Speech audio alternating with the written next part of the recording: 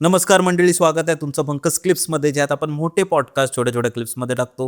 ही story तुम्ही नक्की enjoy कराल, पण त्याआधी सबस्क्राईब करायला विसरू नका. अरे पण आता एक रिसेंटली माहिती आहे का तुला, आम्ही आहे ना गेल्या वर्षी कनिष्क बरोबर एक पॉडकास्ट केलेला. तिथे आहे ना आम्ही कोकणातले राखणदार, म्हणजे आपल्या सर्व ठिकाणी असतात राखणदार, म्हणजे जे त्या जागेला प्रोटेक्ट करतात. जसं आपलं कालही बोलणं झालं ना की देवाचे काही गण असतात, जे म्हणजे देव स्वतःहून येऊ नाही शकत म्हणून त्यांनी गण पाठवलेत. सो राखणदारी त्यातला एक असं मानलं जातं, आणि तो प्रत्येक म्हणजे त्या गावाची राखण करतो, त्या जागेची राखण करतो. सो आपण जेव्हा हा टॉपिक बोललेलो ना, तर खूप लोकांनी ॲग्री केलं, कारण त्यांनी प्रत्यक्ष अनुभवलेलं होतं गावी वगैरे. मुंबईत वगैरे खूप लोकांनी अनुभवले, पण आपल्या इथे हे आपण जिथे राहतो हे ते तर आत्ता बघायला गेलो 50-60 वर्ष आधीच बनलंय, पण जे प्रॉपर जुनं मुंबई आहे, जे चाळी आहे, तिथे आहेत लोकांनी तिथेही अनुभवलंय, जोगेश्वरी वगैरे. हां, तिथेही लोकांनी असं बघितलंय. पण आता आहे ना, एक रिसेंटली रील खूप व्हायरल होते, म्हणजे जेव्हा आपण ह्या कॉन्सेप्टवर बोललेलो ना राखणदारच्या, तर तिथे तर त्या खूप लोकांनी डिसअग्री केलेलं, खूप लोकांनी ॲग्री केलेलं की हां हे होतं, पण खूप लोकांनी डिसॲग्री केलेलं. पण आता एक रील खूप व्हायरल जाते, तू पाहिलं असशील. त्या रीलमध्ये असं होतं की एक थार असते. काय असते? थार गाडी असते ना, थार गाडी एका शेतातून जात असते, आणि त्या शेतात खूप चिखळ असतो, तर ती अडकते आणि ती पुढेच होत नसते गाडी. म्हणजे माहिती नाही, त्यातले जे ड्रायव्हर किंवा जे लोक असतील त्यांनी काहीतरी चुकीचं, किंवा जो तिकडचा राखणदार होता त्याच्या मनाविरुद्ध कोणती गोष्ट केली असेल, तर माहिती नाही काय. तर ते लोक जातात, चिखळात अडकते आणि पुढेच नसते जात रे गाडी त्यांची. आणि क्लिप आहे, आणि ते जवळ अर्धा एक तास ट्राय करतात. मग ते लोक JCB आणतात एंडला, आणि JCBनी खेचतात, तरी पण गाडी पुढे नाही जात. आता समजत नाही त्या लोकांना काय करू. असं करतं, संध्याकाळ होते आणि तिकडचे गावकरी लोकांना वगैरे, कारण जे आजूबाजूला गाव असतात त्यांना बोलवतात. मग ते येऊन देवासमोर नारळ ठेवतात, आणि 1 मिनिटातच गाडी बाहेर पडते. आणि ती क्लिप आहे. आणि जेव्हा आपण बोललेलो ना, खूप लोकांचे हेट कमेंट्स आलेले, कारण ऑब्व्हियसली मी त्यांना दोषी नाही मानत, पण त्यांना ते पण चुकीचं नाही करत, कारण ती गोष्ट त्यांनी कधी बघितली नाहीये, आणि बिलीव्ह करणं हे खूप डिफिकल्ट आहे ती गोष्ट. पण जेव्हा ती रील व्हायरल गेली ना त्या लोकांची, तर मे बी 50-60 लोकांनी आपल्याला ती शेअर केली. तुला अभि दे का? मला पाठव नंतर. आम्ही पाठवतो, तुला पाठवतो. हा, डन. नाही भाई, पण खरं सांगू ना, ज्या गोष्टीबद्दल आपल्याला माहीत नसतं ना, त्या गोष्टीबद्दल आपण चुकीचंही नाही बोलायचं, आणि काहीच बोलायचंच नाही त्याच्याबद्दल. बिकॉज एक्सपिरियन्स जर झालं ना, मग ते एक्सपिरियन्स झेलू नाही शकणार तू. कळलं? म्हणजे आता कसं तू ते स्टोरी सांगितलंस मला राखणदारबद्दल, ठीक आहे. राखणदार हे 100% खरी गोष्ट आहे, 120%.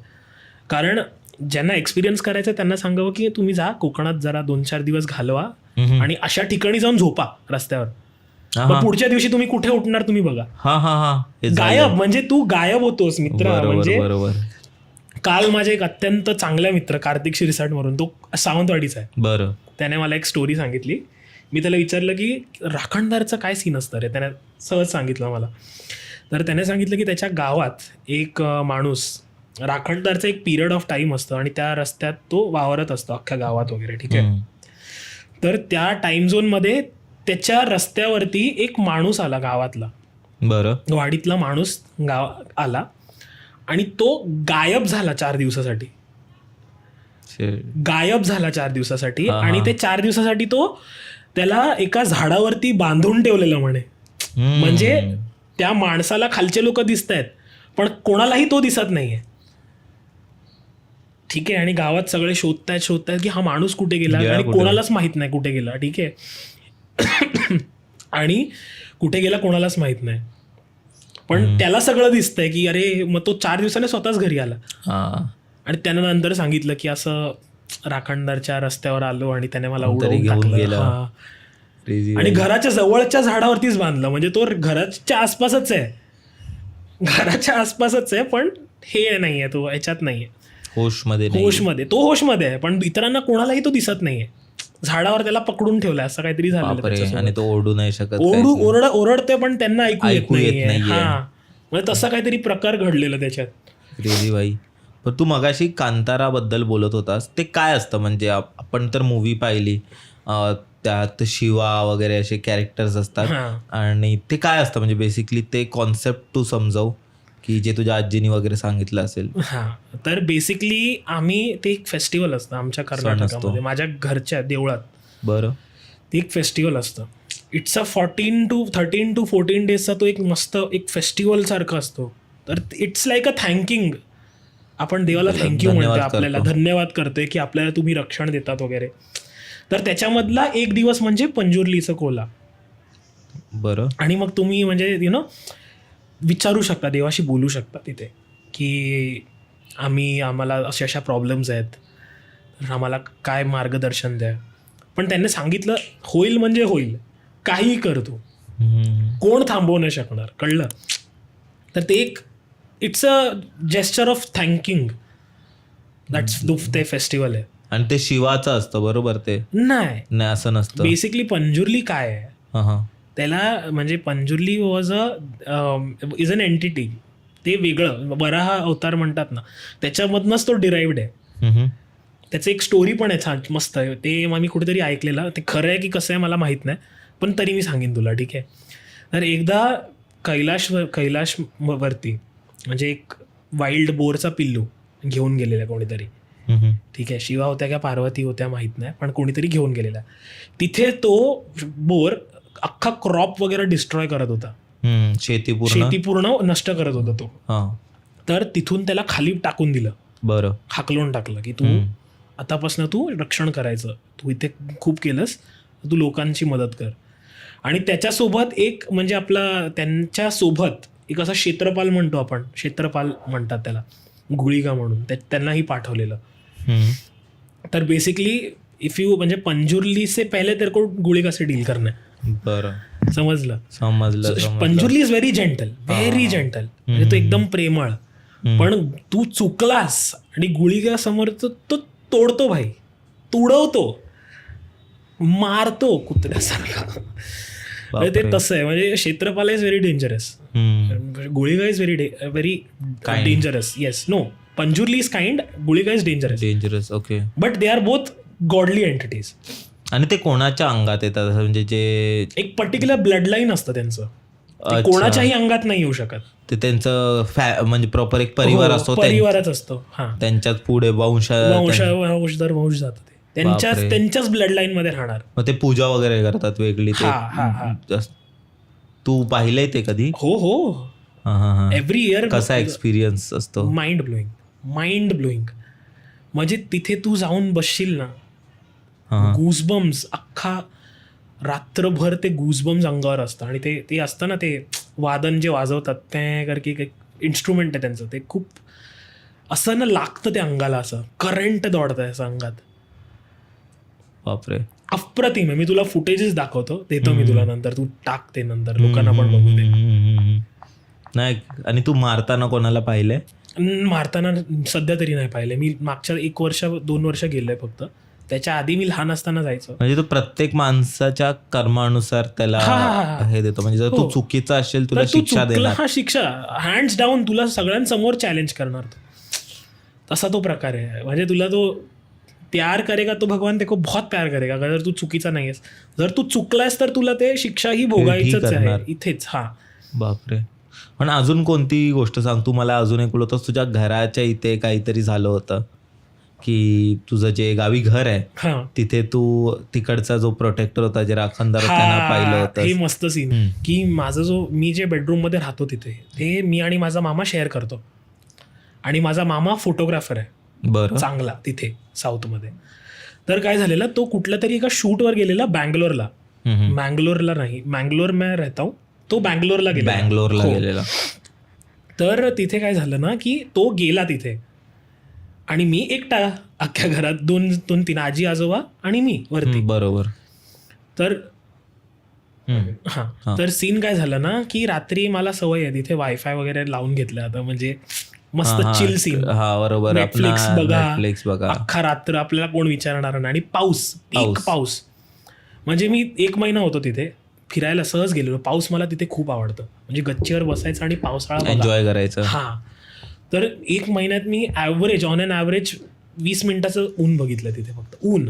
जसं लागणारा ऊन अंगाला लागतोय तसा ऊन मी 20 मिनिटाचा 1 महिन्यात तितका असा कॉन्स्टंटली ड्रिझल रात्री 2 वाजलेले.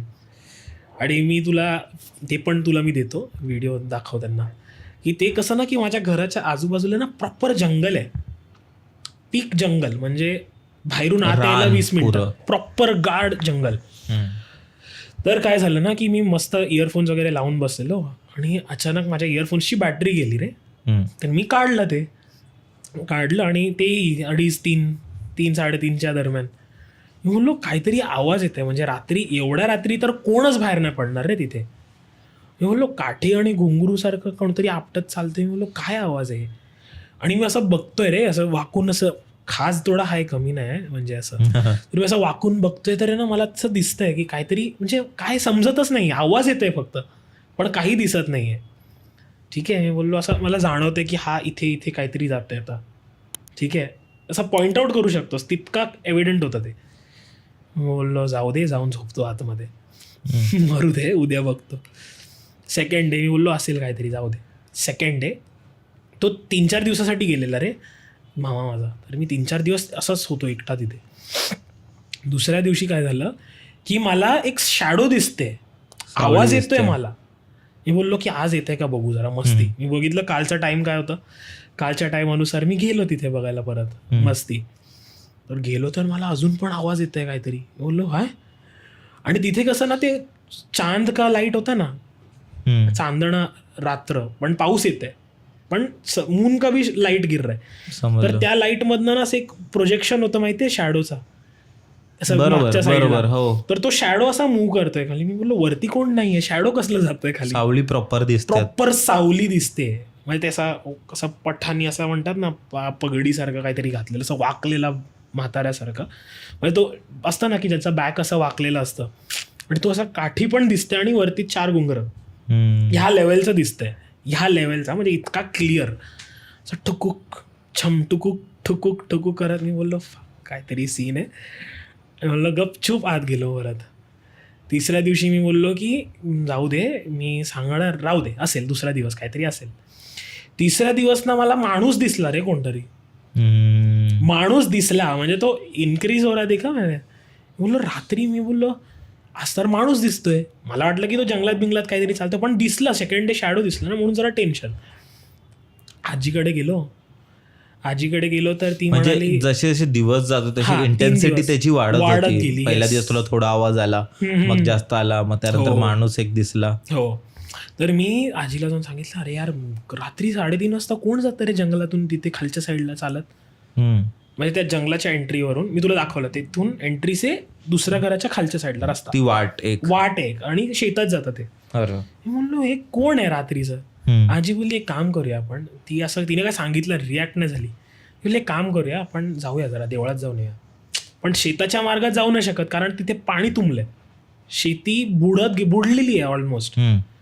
तर कसं ना बाहेरून जावं लागतं, शेताच्या असं बायपास रोड आहे बाहेरून. बरं. तर त्याने सांगितलं की मामाला सांग गाडी काढायला, आपण जाऊन येऊया तिथे.